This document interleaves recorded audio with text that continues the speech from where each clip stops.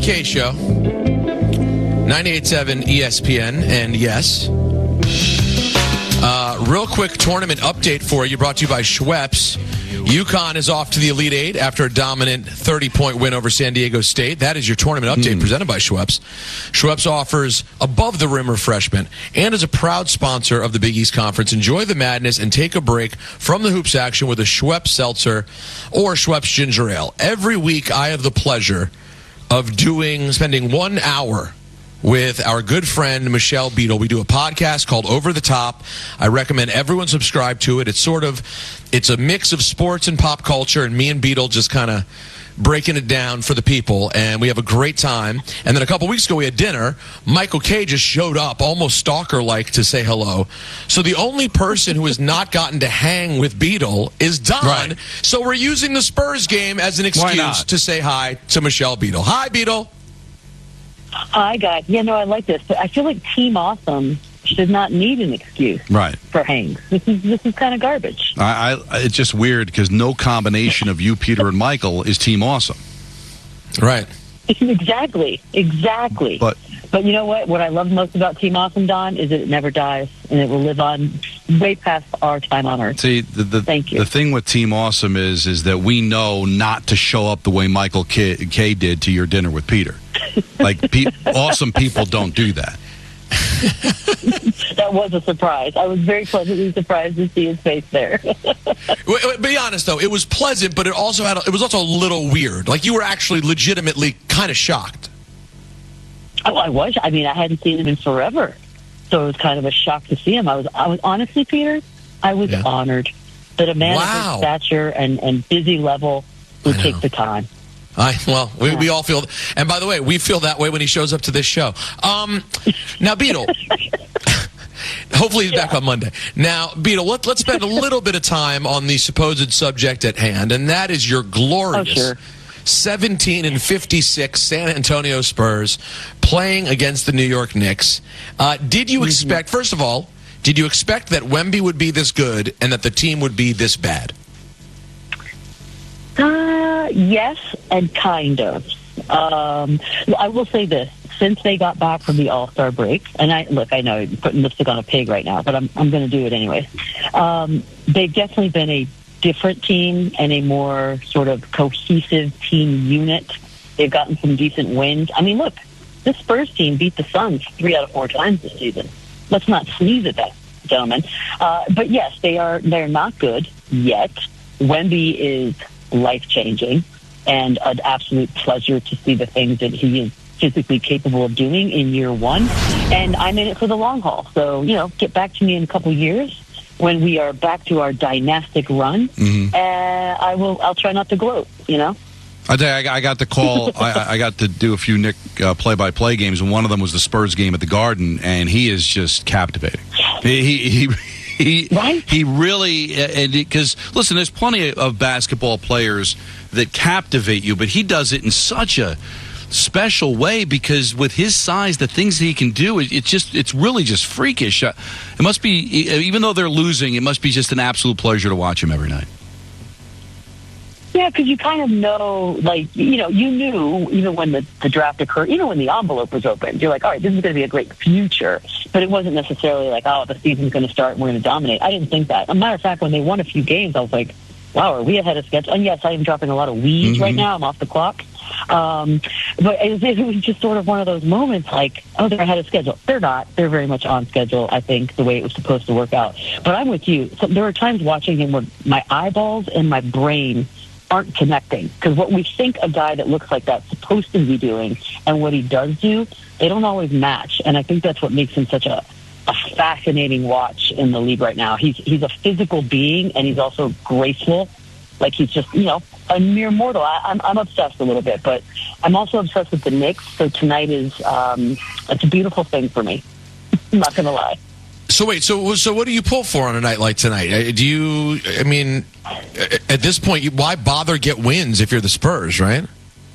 Yeah, I mean, totally. Yeah, they are getting accidental wins. Although at this point, I think you've secured a nice spot near the bottom. Should be all right. And this isn't exactly the kind of draft that you write home about anyway. So it is what it is. They got the blessing of the decades last year. But tonight you root for the Knicks because Spurs don't need to win. Wemby can have a great, glorious night. That'll be fun.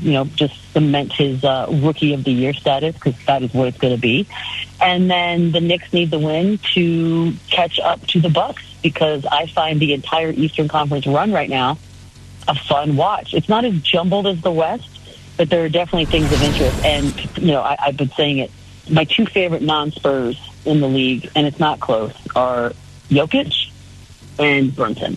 And I think that if you watch this Knicks team and you don't find yourself rooting for them, even just a little bit, you're heartless because they are a joy to watch. They have one of the few podcasts, athlete-hosted podcasts, that I think is worth a listen with Josh Hart and Brunson. They're just funny dudes, and they're relatable. And I've seen Tibbs smile like at least 6 times this season, and that's kind of record-breaking. It's interesting to get the perspective outside of New York from you, even though you do have New York in you, so it's a little bit different. But I just wonder, does the rest of the country share your enthusiasm for this Knicks team? Because history tells you that they haven't been a great team, haven't been a consistent team. Nobody wants to go play for them. But has enough happened this year to where they can become a sexy team to people that don't root for them? I mean, I think this is the kind of team that would definitely put a start to that sort of a trend. I mean, years past, who knows what could have been the player or the vibe that was a turnoff to anybody not New York bound. But this team they're just full of heart. I mean, they're not teams that you would think, they're not guys on this team that you think, oh, superstar. Julius Randle's been hurt for so long. So it's sort of just, we've been watching Dante DiVincenzo. McBride has been one hell of a good story in these last couple months. Obviously, I mentioned Jalen, his friendship with Josh Hart, this Villanova connection, Hartenstein, like getting Mitchell Robinson back. To me, it's a very rootable team because it's not diva-based. It's not one superstar and some dudes built around him. It's a team of guys that are just going to fight. It doesn't matter who they're up against. It doesn't matter what game it is. I don't expect to ever watch a Knicks game this season and feel like I'm going to be let down in the heart department because I just genuinely feel like they're fighting for every single one of these wins. And if that is not something you can get behind as a sports fan, honestly, I'm not sure what to tell you. Don and I sort of disagree about what equals a disappointment for this team, Beadle. Like I tend to think that if the Knicks are mostly healthy and make the playoffs, Don feels like they have to get to the conference finals for it to really be a success. I sort of feel like this team, given the history, if they lost a hard-fought battle 7-game series in the second round, I don't see that as a failure. Well, what's your take on this? I suppose the big variable in all of that is what does that roster look like come, that level time? Because right now, I think the expectation is OG will be fine. Mitchell, knock on wood, seems to be okay. Julius is the big question mark, of course. And I think that does matter. I don't know that I agree that the Eastern Conference Finals, I don't think the pressure is on this Knicks team, put it this way, as it is on obviously Boston and definitely Milwaukee. I think those two teams are dealing with immense pressure, and they're honestly two teams that I don't 100% believe in come that time anyways. The fact that they both lost last night to inferior teams is just weird. It's a weird time of year. But I kind of with you, Peter, I think I'm leaning more towards if they can make a really competitive run second round, I'm okay with it. It would be disappointing, though, to get out before that. And that's with or without Julius Randle. Julius Randle back, I might tweak that a little bit. But I think, Peter, I'm closer to you. Yeah, but the thing is, and how New Yorkers are, they create the expectation and you don't live up to it, you get beat up for it. But there's a reason why you want to finish with the 2 seed, right? Like, you don't want to, it's not sexy. Oh, well, listen, we finished the 2 seed. You want the 2 seed, so that secures you having an easier trip to the conference final and to have to avoid Boston in any round but round 3. So to have home court advantage, to be able to be shorthanded and still fight through the Bucks and finish 2, yeah, I understand. I need to see what it looks like. But I think having your season end the same place it ended last year, I think would be perceived as a disappointment. So do you change that at all or tweak that at all with depending on who's healthy and who's not? Like if you don't have Julius Randle at all, let's say the postseason comes and goes and he just wasn't able to get back on the court, does that change that expectation at all? I guess it could, but do you think they can get the 2 seed without Randall ever coming back? And if they do, that means you beat out the Bucks down the stretch without Randall. Yeah, because what do they play Milwaukee one more time? Yes. Beginning of April, and it's a game and a half back. Yeah, no, it's mathematically doable. So I don't think they would do it without Randall, Michelle. So if you did it without Randall, doesn't that change your perspective of what this team is without Randall? It does a little bit. I think what we saw of Julius Randle this season, though, just felt different than how the season ended last year. Last season ended with fans tearing down Julius Randle posters as they left the Garden. Like, that was not awesome. And then changes are made, and it just felt like the team itself had a completely different energy about them, which is why it was such a bummer to see Randle go out when he did, because it really felt like they were building towards something special and different.